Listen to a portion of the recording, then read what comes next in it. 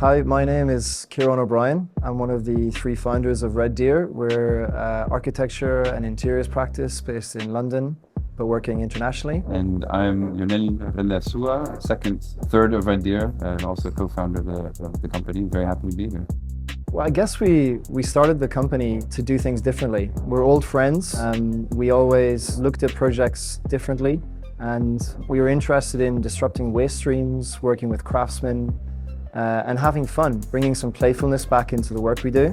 So with those principles and our friendship, the company was founded about 10 years ago. Every project has its own soul, and we try to challenge ourselves on each one to push things further. I think another element to add to that is the reason we chose the name Red Deer is that it's a very nebulous name.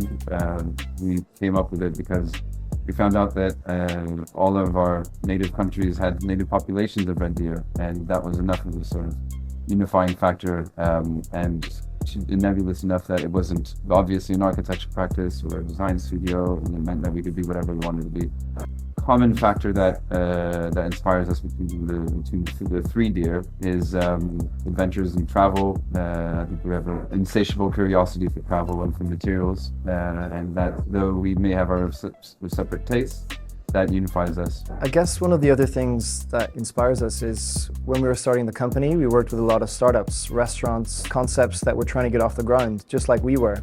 So it made sense to look at scarcity, whether a small budget or few materials, and find something special, find an original voice. That way of thinking is still with us.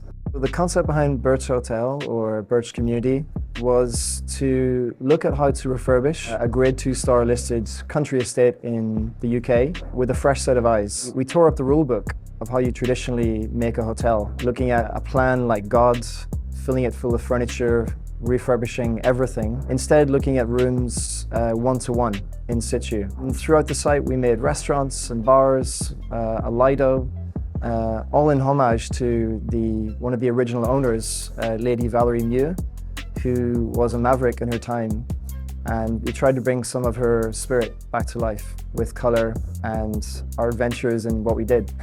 The effective success of Birch Communities really helped catapult us in the hotel sector, but particularly in approach to designing hotels in a much more meaningful and considered way, where we don't overspec and overuse too many materials, keep budgets relatively tight, and particularly have a very close regard to the overall footprint of the materials and our work on the environment.